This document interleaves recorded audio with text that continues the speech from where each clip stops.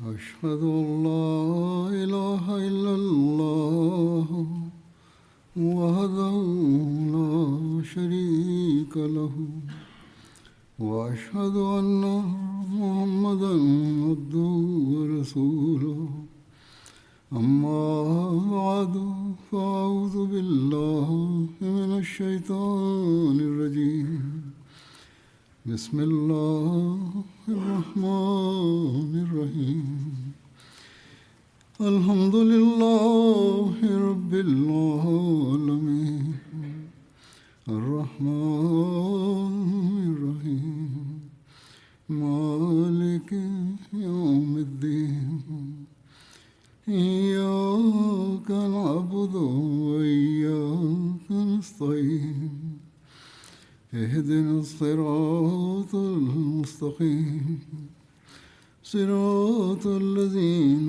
أنعمت عليهم غير المغضوب عليهم ولا الضالين. Hazrat Amirul Mominin Mwenyezi Mungu amsaidie sana anasema, nilikuwa naeleza kuhusu vita ya Hunain. Maelezo yake mengine ni kama hivi: katika vita ya Hunain pia inapatikana habari ya kushushwa na Mwenyezi Mungu majeshi ambayo yanatabiriwa na malaika. Hivyo katika kumbukumbu za vita ya Hunain Mwenyezi Mungu anasema katika Qur'ani tukufu ya kwamba summa anzalallahu sakinatahu ala rasulihi wa ala almu'minina wa anzala junudan lam tarawha wa azaba allazina kafaru wa zalika jazaul kafirin. Kisha Allah akateremsha utulivu wake juu ya mtume wake na juu ya waaminio, na akateremsha majeshi ambayo hamkuyaona, na akawaadhibu wale waliokufuru, na hayo ndiyo malipo ya makafiri. Mufasirina na waandishi wa sira wamejadiliana namna mbalimbali kuhusu kuteremka kwa malaika katika vita. Baadhi ya watu wanazani ya kuwa uteremko wa malaika ulikuwa kwa waaminio kama bishara na njia moja ya kutuliza mioyo yao, wa ila malaika walikuwa hawakushiriki vita kwa matendo. Mtazamo huo pia ni kinyume cha baadhi ya hadithi zilizo sahihi. Inathibitika kutoka riwaya sahihi kwamba malaika walishiriki kwa matendo katika vita, lakini hapo inatokea shida moja ya kwamba kwa ajili ya nusura ya Mungu angetosha malaika mmoja tu. Sasa kwa nini maelfu ya malaika walishuka? Imam Ibn Kathir baada ya kuandika hadithi za kuteremka kwa malaika katika vita zinazopatikana katika vitabu viwili sahihi, anaandika kwamba kuteremka kwa malaika kutoka kwa Allah na kuarifiwa kwa Waislamu kulikuwa kama bishara njema, wa ila Allah bila kufanya hivyo angeweza kuwasaidia Waislamu zidi ya maadui zake. Hivyo amesema kwamba nusura ni kutoka kwa Allah tu, na katika sura Muhammad alisema kwamba Allah akitaka achukue kisasi kutoka makafiri, lakini yeye anawajaribuni. Hatmasihi Maud alaihissalam pia ameeleza jambo hili. Anasema kwamba katika Qur'ani tukufu kuna tukio la habari njema ya msaada wa malaika ili mioyo ya waaminio ipate kupoa na wasiwe na hofu yoyote katika vita. Basi Mwenyezi Mungu aliwaahidi waaminio katika Qur'ani na akawajaalia habari njema kwamba yeye pamoja na malaika 5,000 atakuja kuwasaidia. Akaonyesha idadi hiyo akiongeza ili iwe habari njema kwao. Hali katika malaika mmoja tu ana uwezo huu kwamba yeye kwa idhini ya Mola wake aiangamizi ardhi. Kwa ajili yake si haja ya 5,000 bali hata 5,000, lakini Mwenyezi Mungu alitaka kuwaonyesha nusura azimu, hivyo akachagua neno lile ambalo kwalo inadhihiri wingi wa mwenye kusaidia, na huo ndio ulikuwa muradi wake. hat Musleh Maud raziallahu taala anhu pia katika tafsiri saghir ameandika maelezo mafupi juu yake. katika maelezo ya aya 127 ya sura al imran ameandika kwamba habari za malaika zimetajwa hapa.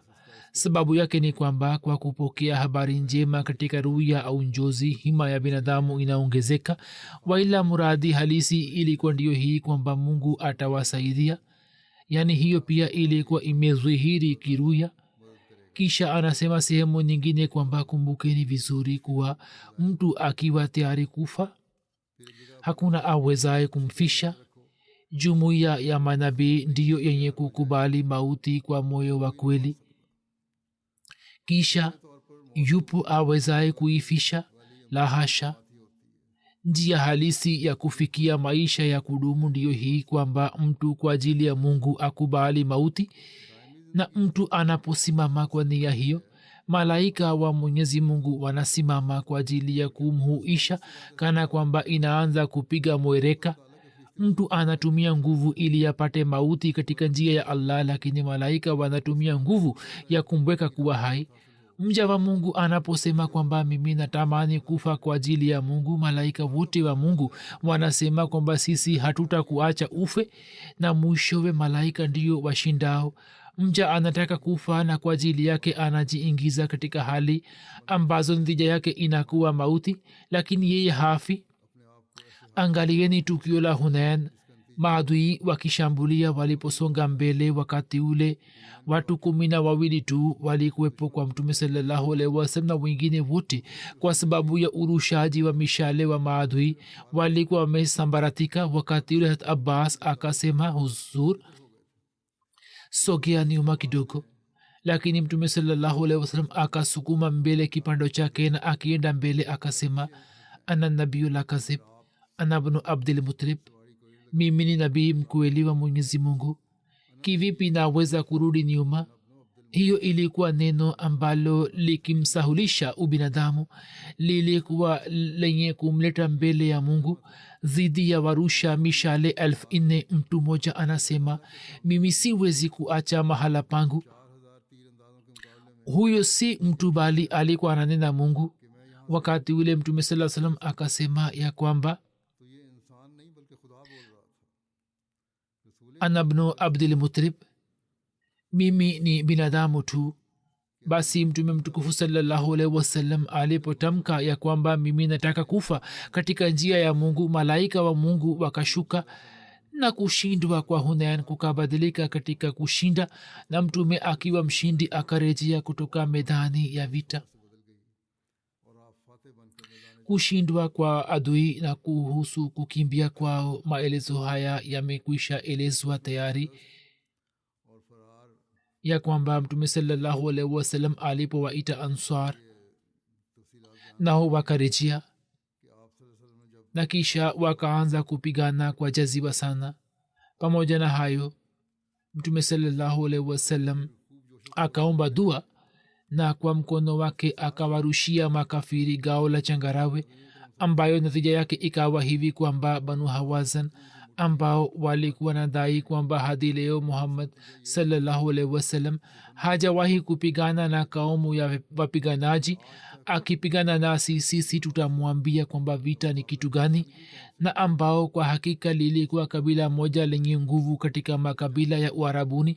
sio maana yalikuwa maneno tu, bali kwa kweli lilikuwa kabila lenye nguvu sana. wao katika muda mfupi tu wakashindwa na wakaanza kukimbia. hawakuwa na habari kuhusu wake, watoto na mifugo yao. watu wengi wakauawa na mikono ya Waislamu na maelfu wakatekwa, na idadi kubwa ya wakimbizi hawa wakakimbilia Otas.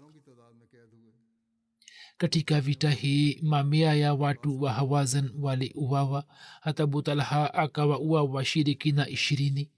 vivyo hivyo katika vita ya Otas watu 300 wa washirikina waliuawa.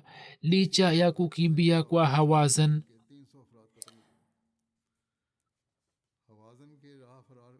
wapiganaji wa kabila la Thaqif waliendelea kusimama kidete na wakaendelea kupigana kwa ushujaa sana hadi watu wao 70 wakauawa.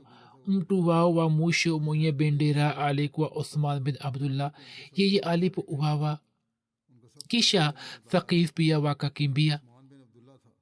taarifa ya mauaji ya Uthman ilipofika kwa mtume sallallahu alaihi wasallam kuhusu adui huyo wa Islam, alisema Allah amwondoe mbali na rehema yake.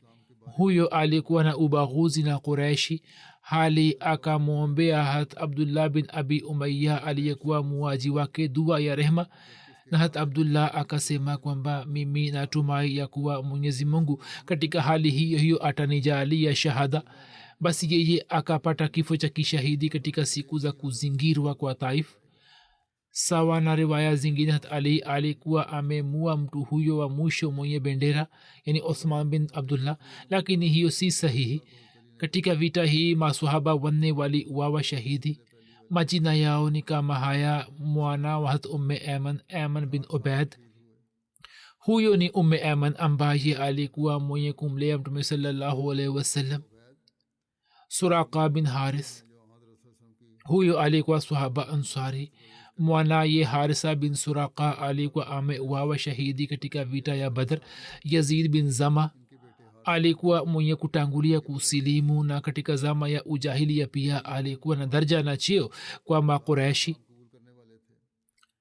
Katika mambo muhimu Makuraish walikuwa wakiomba ushauri kutoka kwake. Huyo alikuwa mpwa wa Ummul Muminin Umm Salama. Kwa sababu ya kuteleza kwa farasi katika medani ya vita akapata kifo cha kishahidi, akaanguka chini na kisha akakanyagwa na farasi. Kwa wengine shahada yake ilikuwa imetokea katika vita ya Taif. Habari zake zitakuja mbele. Mtu wa nne alikuwa hat Abu Amir, ambaye taarifa zake zitakuja mbele katika Saria Otas.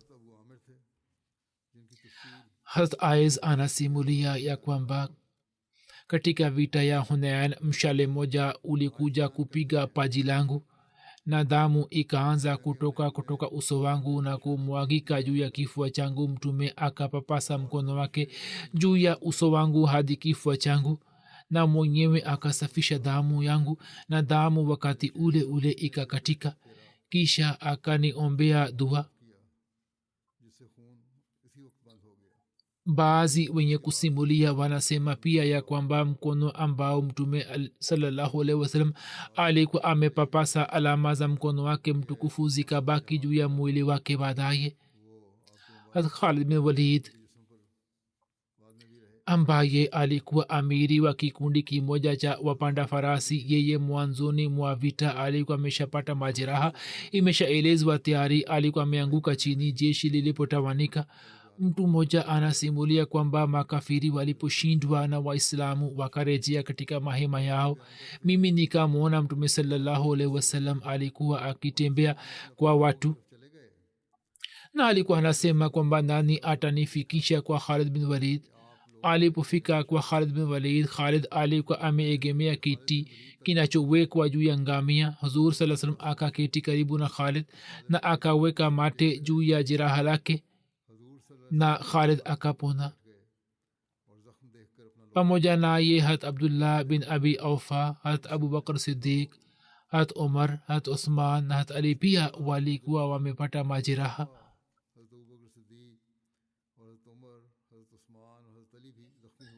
Aliwapelekea watu wa Makka na Madina taarifa ya ushindi wa Hunain. Mwanzoni Waislamu wachache walipokimbia medani ya Hunain, wengine wao wakaenda Makka, na huko wakaenda kuwaambia watu kwamba Waislamu wameshindwa na Muhammad sallallahu alaihi wasallam, Mungu apishe mbali, ameuawa. Kwa taarifa hiyo wanafiki waliokuwepo Makka na ambao mioyo yao ilikuwa na ubaguzi wakafurahi sana, na wakasema sasa Waarabu watarejea juu ya dini ya mababu zao. Wakati ule amiri wa Makka Utab bin Usid akaonyesha ujasiri na ushujaa sana, na akiwahutubia watu wa Makka akasema, in kutila Muhammadun fa inna din Allahi qaim wallazi yabuduhu Muhammadun hayyun la yamut. Kama Muhammad sallallahu alaihi wasallam ameuawa shahidi, kwa yakini dini ya Allah itabaki daima dawamu, na zati ambaye Muhammad alikuwa akimwabudu, yani Allah Taala, zati huyu ni mwenye kudumu daima dawamu, ni hai na atabaki kuwa hai na hatakufa. Na muda si muda taarifa ikatoka Hunain kwamba Waislamu wameshinda na banu hawazan wameshindwa vibaya na wamekimbia. vivyo hivyo katika madina pia taarifa hii ilikuwa imeshafika tayari. Mtu fulani alikuwa amefikisha taarifa ya kushindwa kwa waislamu.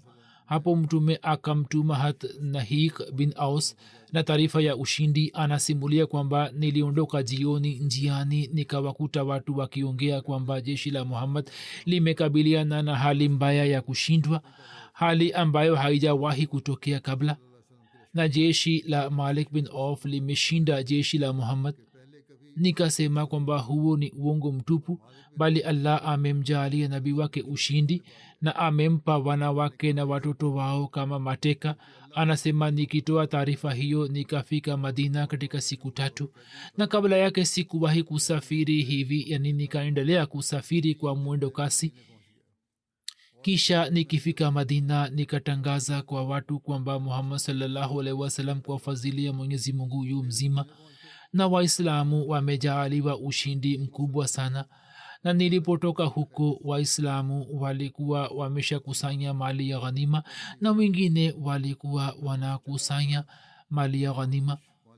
kisha yeye akaenda kwa wake watukufu katika nyumba zao na akawapatia taarifa ya mtume saa salam kwamba yu mzima na yu salama, na hapo wote wakamshukuru allah na wakafurahi.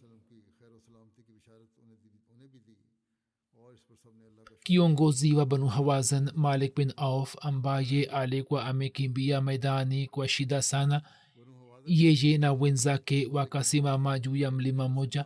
yeye akasema, simameni hadi watu wazaifu na ndugu zenu waje kukutana nani. hat zubair bin awam akawaona, yeye akawamshambulia. hapo malik akakimbia huko na akaingia katika ngome ya thaqif.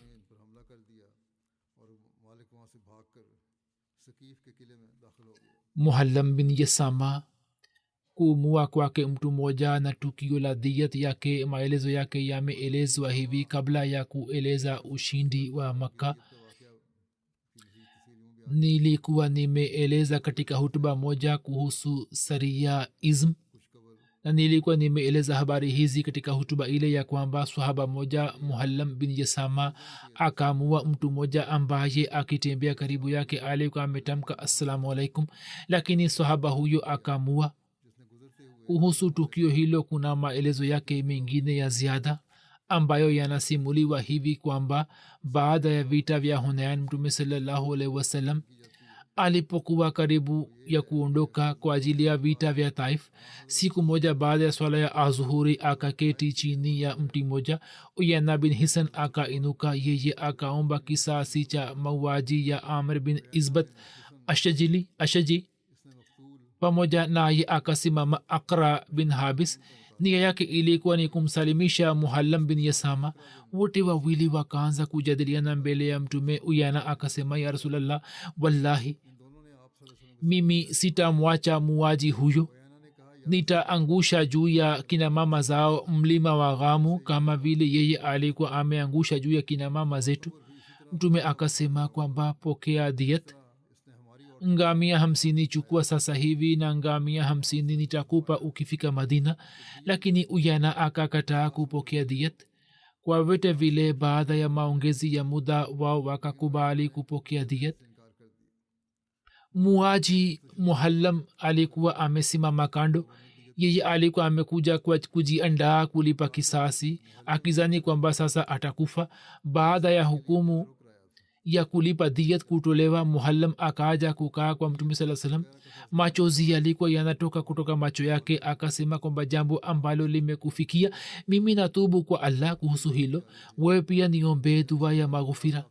mtume akamuuliza, unaitwa nani? ye akasema kwamba muhallam bin yasama. mtume akasema kwamba je, ulimua mtu huyo hali alikuwa ametamka assalamu alaikum? ye alipotamka assalamu alaikum na we ukamua? mtume saa salam akasema kwa sauti ya juu kwamba e allah, usimsamehe muhallam. wote wakasikia maneno yake hayo. muhallam akasema tena, ya rasulallah, mimi naomba msamaha, we pia niombe msamaha. mtume akasema tena kwa sauti ya juu ili watu wasikie kwamba e allah, usimsamehe muhallam bin yasama. yeye akasema mara ya 3, na mtume saa salam akarudia maneno yake mara ya tatu. Kisha mtume saa salam akasema kwamba inuka kutoka hapa na uondoke. Ye akainuka na alikuwa anasafisha machozi yake kwa shuka yake. Kuna riwaya moja ya ibn ishaqa anasema kwamba watu wa kaumu ya muhallam wanasema kuwa baadaye mtume alikuwa amemwombea dua ya maghfira yake vile vile. Maelezo ya saria otas ni kama hivi: baada ya kushindwa vibaya kutoka medani ya hunain, jeshi la banu hawazan walikimbilia maeneo walioona yako salama. Sehemu moja ambamo alikuwepo kiongozi wao Malik bin Auf vile vile wakakimbilia Taif na wakajihifadhi katika ngome ya Taif, na sehemu moja wakajumuika katika bonde la Otas, na moja wakakimbia upande wa Nakhla yani Nukhela. Otas ni jina la bonde moja karibu na Hunain. Banu Hawazin kwa kuwa walikuwa wamekuja kushambulia wakiwa na wake, watoto na mifugo yao, wenyewe wakakimbia na vitu hivi vyote vikatekwa na Waislamu kama mali ya ghanima. Katika historia ya Islam hii ilikuwa ni mali ya ghanima kubwa kushinda zote Waislamu walizopata. Nabii Karim sallallahu alaihi wasallam chini ya usimamizi wa Masud bin Amr Ghaffari alipeleka ghanima hizi na mateka kufikisha Jarana, na mwenyewe akiwa na jeshi zima akaelekea Taif. Na Abu Amir Ashari ambaye jina lake lilikuwa Ubaid bin Sulaim akapeleka jeshi moja kwenda Otas. Katika jeshi hili walikuwepo Abu Musa Ashari na Salma bin Aqwa vile vile. Hata Abu Amir aliwapa maadui wito wa ushindani. Huko walikuwepo ndugu 10 ambao walikuwa mashuhuri katika fani ya vita. Kwanza kabisa ndugu hawa 10 wakatoka kupigana naye. Kwanza akaja ndugu moja, Abu Amir akampatia mwito wa Islam, lakini yeye akatanguliza kupigana naye. Abu Amir akasema Allahumma ashhad alayhi, e Allah uwe shahidi juu yake. Akisema hayo akamshambulia kwa upanga hadi yeye akawa vipande viwili na akaanguka chini juu ya ardhi. Kisha akaja ndugu wa pili, Abu Amir akampatia wito wa Waislam, na alipokataa akapigana naye na yeye pia akauawa. Hivyo mmoja baada ya mwingine ndugu 9 wakauawa. Na alipokuja mtu wa 10, Abu Amir kama kawaida akitamka Allahumma ashhad alayya, ilikuwa karibu kumshambulia. Ye akatamka Allahumma la tashhad alayya, e Allah usiwe shahidi juu yangu, na akadhihiri kana kwamba anakubali Islam. Akisikia maneno yake, Abu Amir akaweka chini upanga wake na akamwacha, lakini yeye akageuka na akambamia Abu Amir, akamdanganya Abu Amir. Sawa na baadhi ya riwaya yeye akamua shahidi Abu Amir, lakini sawa na riwaya zingine hiyo si sahihi, kwani mtu ambaye alikuwa amemua Abu Amir, hata Abu Musa Ashari alikuwa amemua wakati ule ule. Riwaya hiyo ni sahihi zaidi ya kwamba baadaye mtu huyo alikuwa amesilimu, ndugu huyo wa 10, na inasemwa kwamba alikuwa muislamu mzuri. Na baadaye mtume alipokuwa akimwona alikuwa anasema ya kwamba haza sharido Abi Amir, huyo amesalimika na upanga wa Abu Amir. Kwa vyote vile hasa Abu Amir akaendelea kupigana kwa ujasiri sana, na yeyote ajaye mbele ya upanga wake alikuwa anauawa.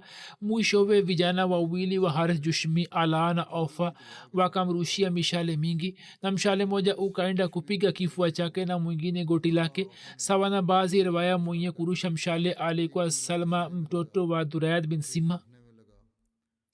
Abu Musa Ashari anasema kwamba mimi nikamuuliza Abu Amir kwamba nani amekurushia mshale. Ye akamwashiria mtu moja. Mimi nikaenda nyuma yake, ye akakimbia, na nilipomuita akasimama. Tukaanza kupigana vita na mimi nikamua. Nikarejea kwa Abu Amir na nikamwambia kwamba Mwenyezi Mungu amemjalia muuaji wako Jahannam. Abu Amir akaniambia kwamba toa mshale wangu.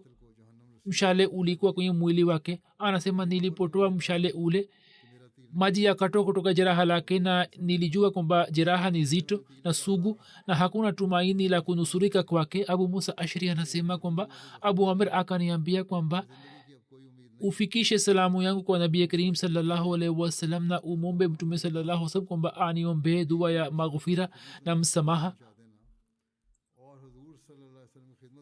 na farasi yangu na silaha zangu pia umpatie mtume sallallahu alaihi wasallam na yeye akaniteua kama mwakilishi wake na akanikabidhi bendera baada ya muda akafariki dunia abu musa ashari akapigana nao vita na maadui wakakimbia baadhi ya watu wao wakauawa abu musa akachukua mali ya ghanima na mateka na akaja kwa mtume sallallahu alaihi wasallam abu musa ashari anaeleza ya kwamba mimi nilipokuja kwa mtume sallallahu alaihi wasallam mtume sallallahu alaihi wasallam alikuwa anapumzika juu ya kitanda kimoja kilichotengenezwa na kamba kitanda ambacho hakikuwa na tandiko lolote lakini sawa na baadhi ya riwaya za bukhari kulikuwa na tandiko juu yake lakini alama za kamba zilikuwa juu ya mwili wa mtume sallallahu alaihi wasallam zilikuwa zinazuhiri anasema kwamba mimi nikamweleza maelezo ya vita vya otas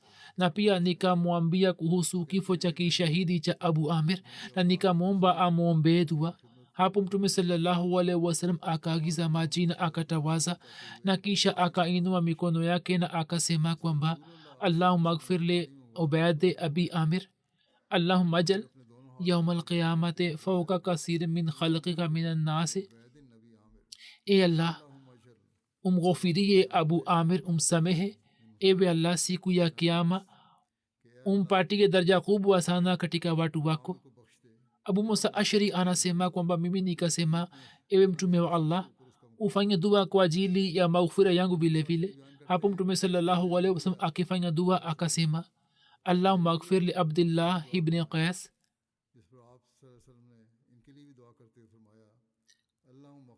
zambahu wa adkhilhu yawm alqiyamati mudkhalan karima ewe allah abdullah bin qais yani abu musa ashari umsamehe mazambi yake na siku ya kiama umjalie daraja tukufu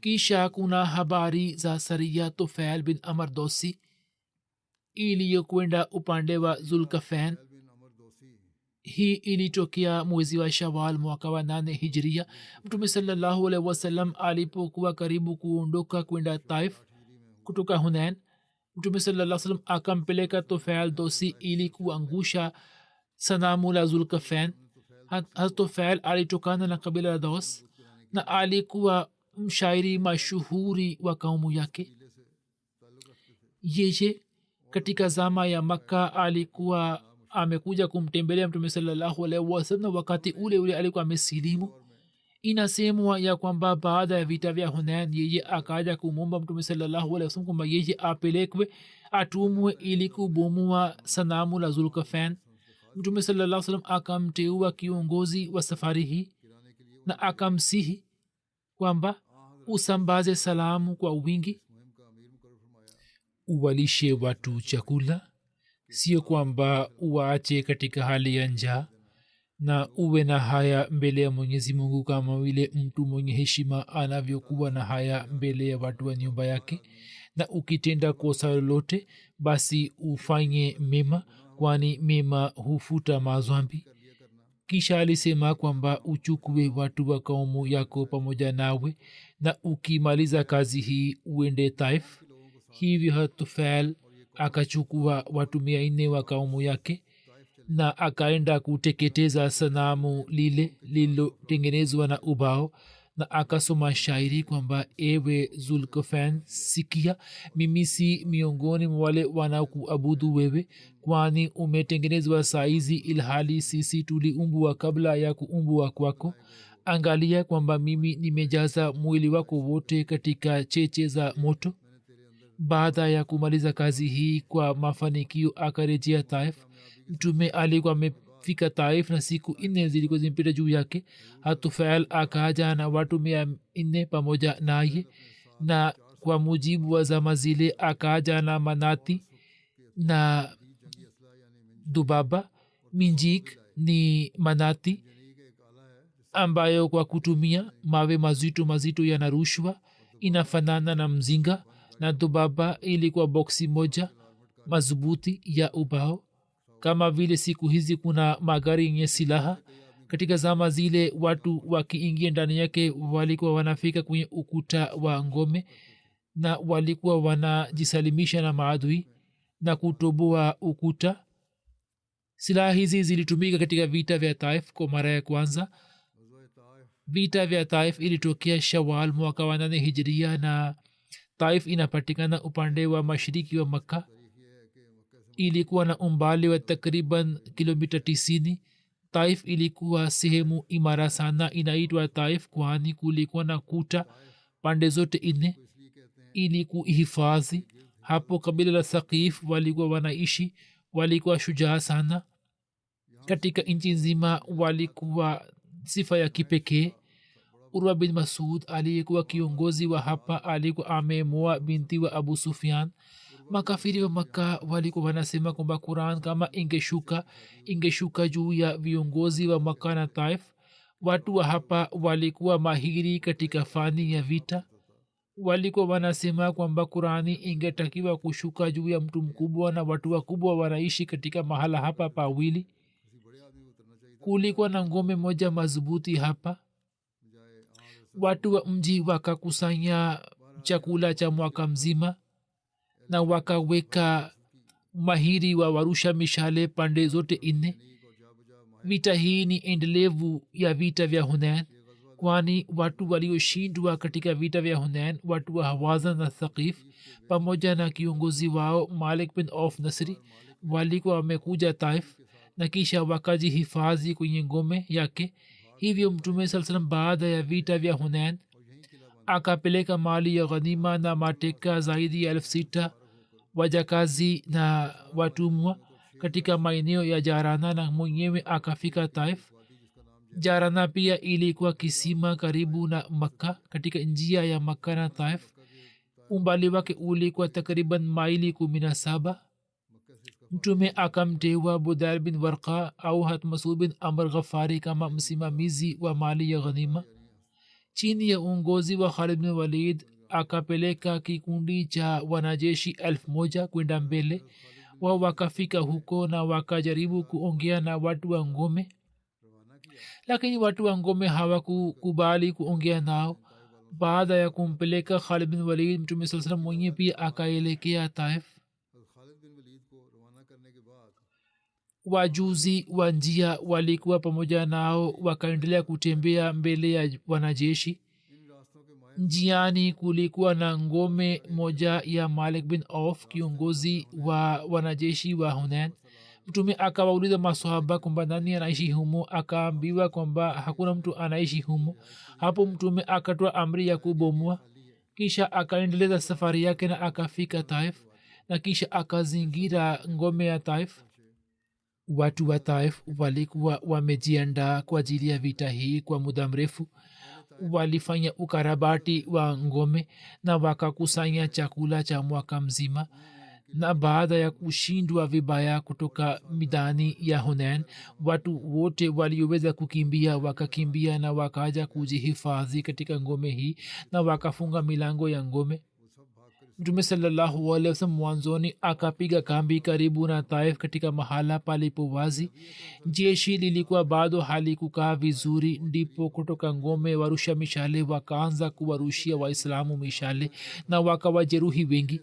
Hat Hubab bin Munzar akaja kwa Mtume sallallahu alaihi wasallam na akasema kwamba ya Rasulullah, mahala hapa hapafai kwa ajili yetu, kwani watu wa Taif ni mahiri katika kurusha mishale. Mishale yao inakwenda mbali. Hivyo Mtume akamwambia kwamba atafute mahala pazuri. Kisha jeshi likahamia mahala papia. Wakati wa kuzingira ngome, mishale na mawe yakaendelea kurushwa toka pande zote mbili. Ili kudhibiti hali hiyo, Mtume sallallahu alaihi wasallam akiweka manati akarusha mawe makubwa juu ya watu wa Taif. Kuhusu manati imekwisha elezwa kwamba Hatufail Dosi alikuwa ameleta wakati wa kurejea kutoka Saria Zulkafain. Pamoja na kurusha mawe, siku moja ukuta wa ngome ukatoboka. Hivyo waislamu kwa kutumia dhobaba ambayo ilikuwa boksi moja walielekea upande wa ukuta wa ngome ili kwa kutumia njia hiyo waweze kwenda ndani yake, waweze kuingia ndani. Lakini walipokwenda mbele, watu wa ngome wakaanza kuwarushia vipande vya chuma.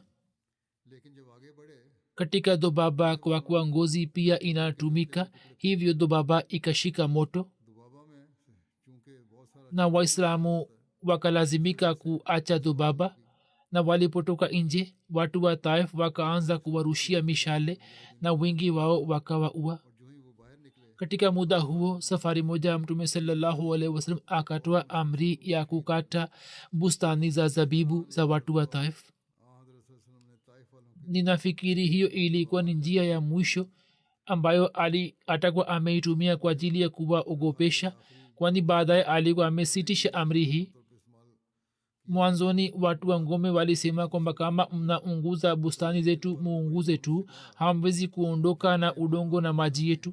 Walikuwa wanajivunia juu ya rutba ya maeneo yao, na shabaha yao ilikuwa ndiyo hii kwamba tunaweza kulima tena, hatuwezi kuogopa. Lakini waislamu walipoanza kukata bustani kwa ajili ya kuwaogopesha, hapo kiongozi mmoja wa Taif Sufyan bin Abdullah akaja kumwomba Mtume sallallahu alaihi wasallam akisema kwamba kwa nini unateketeza bustani zetu? Kama ukipata ushindi juu yetu vitu vyote vitakuwa vya kwako, la sivyo kwa ajili ya Mungu na kwa ajili ya kutuhurumia usifanye hivyo.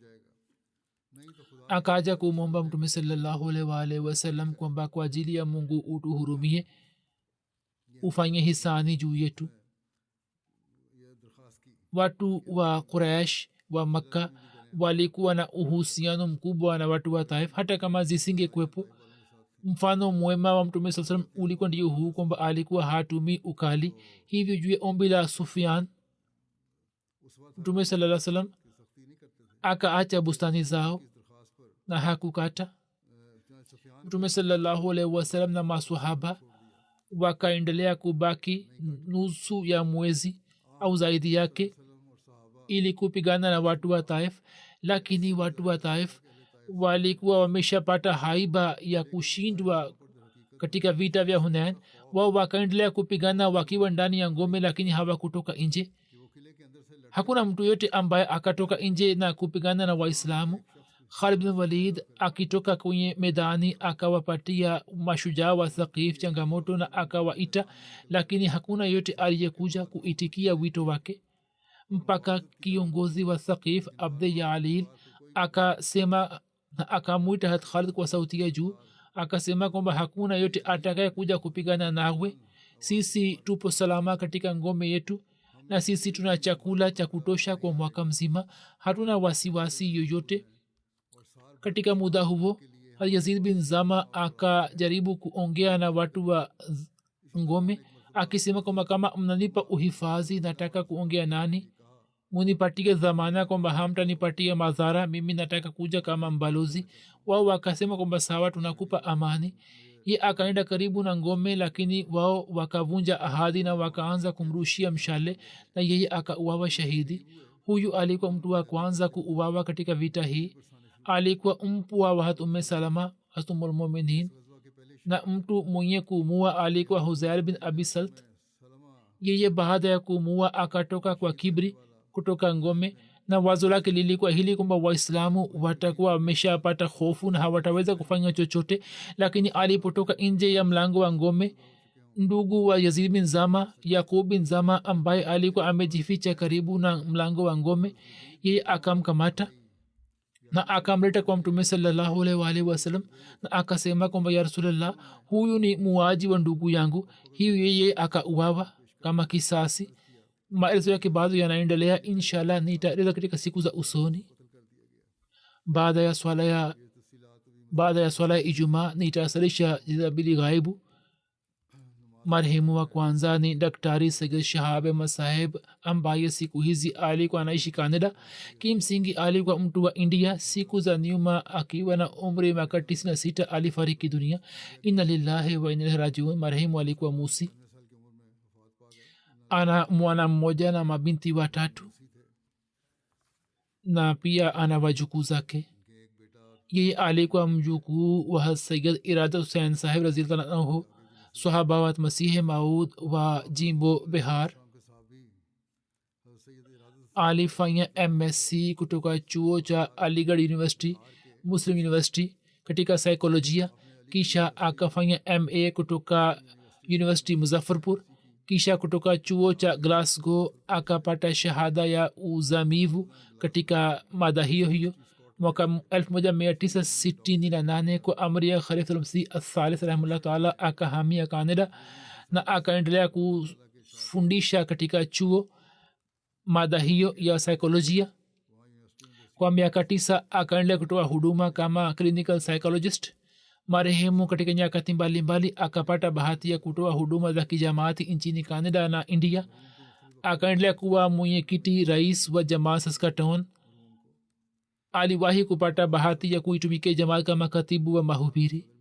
Kisha katika Edmonton alitoa huduma kama katibu wa ishaat na pia katika idara ya malezi na elimu alikuwa mhubiri. Alipata bahati ya kuwafanya watu wengi kujiunga na Ahmadiyya. Jumuiya ya Canada historia yake inaendelea kuandikwa kwa Kiingereza. Aliweza kurekebisha mjini Saskatoon, Canada. Aliweza kuandaa mikutano mingi ya kidini na kwa sababu ya mikutano hiyo watu wasomi wakapata ujumbe wa jamaat. Akapata bahati ya kutoa hutuba juu ya Islam Ahmadiyya katika idara mbalimbali. Akapeleka vitabu vya jamaa katika maktaba mbalimbali. Alikuwa mtu msomi. Aliweza kuandika makala mbalimbali kuhusu Islam Ahmadiyya katika lugha ya Kiingereza na Kiurdu, na makala zake zikaendelea kupigwa chapa katika magazeti ya kijamaat na magazeti mengine. Kazi yake kubwa ilikuwa ni kuratibu historia ya Ahmadiyya ya jimbo Bihar nchini India. Kuna vitabu vyake viwili, Ashab Ahmad wa jimbo la Bihar na Mashahidi wa Ahmadiyya wa jimbo la Bihar na wa Ahmadiyya wa mwanzoni. Vitabu viwili vimekwisha pigwa chapa, ni vitabu vizuri. Alikuwa na uhusiano wa kudumu na Ahmadiyya wa jimbo la Bihar na akakusanya hali zao.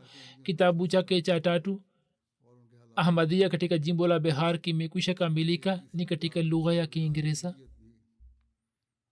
Alikuwa Muhammadiyya mcha Mungu mwenye mfano. Daima alikuwa anaona kwamba ni wajibu wake kufuata mafundisho ya Islam. Alikuwa na uhusiano mzito na Masihi Maud Mtume sallallahu alaihi wasallam na ukhalifa.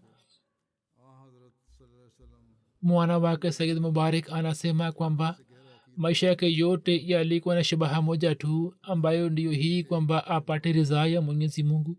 Hivyo alikuwa anaswali swala zote 5 bila kukosa, na alikuwa na shauku ya kufanya ibada. Alikuwa na shauku ya kusoma na kujifunza mambo mapya. Katika siku za mwisho za maisha pia aliweza kununua vitabu vipya. Japo alikuwa mzee, lakini alikuwa anakwenda kuswali sala ya Ijumaa bila kukosa. Wiki moja kabla ya kifo chake alishiriki katika mkutano wa Western Canada. Alikuwa na shauku ya kufanya mahubiri na alikuwa anakwenda kufanya mahubiri katika matabaka mbalimbali.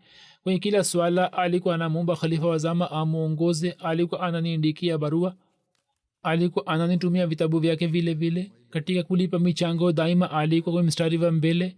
Katika miaka 4 ya mwisho ya maisha yake aliweza kutoa wasia sehemu 5 ya jaidad yake. Mwenyezi Mungu amghfiri na amrehemu.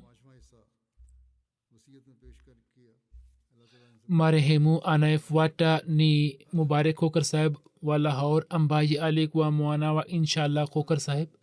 Huyo pia siku za nyuma akiwa na umri miaka 81 alifariki dunia. Marehemu alikuwa musi. Alikuwa mdogo wa Afzal Khokar Saheb shahid wa Gujranwala na alikuwa baba mdogo wa Ashraf Khokar Saheb shahid. Kuna mashahidi wawili katika familia yake. Alikuwa na uhusiano makhsus na Khalid Masih Rabi rahimahullah taala.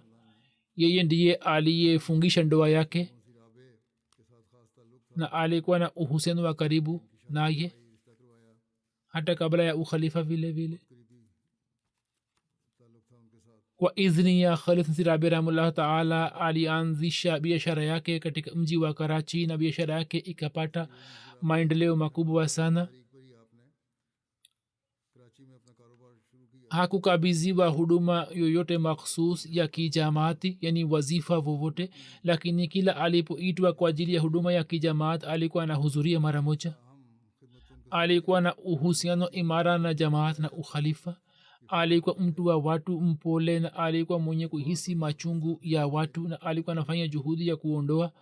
alikuwa anashiriki katika mambo mbalimbali ya kijamii. alikuwa ameanzisha wazifa juu ya jina la mama yake marehemu. katika familia ameacha mke, binti moja na vijana wawili. mwenyezi mungu amghufirie na amrehemu.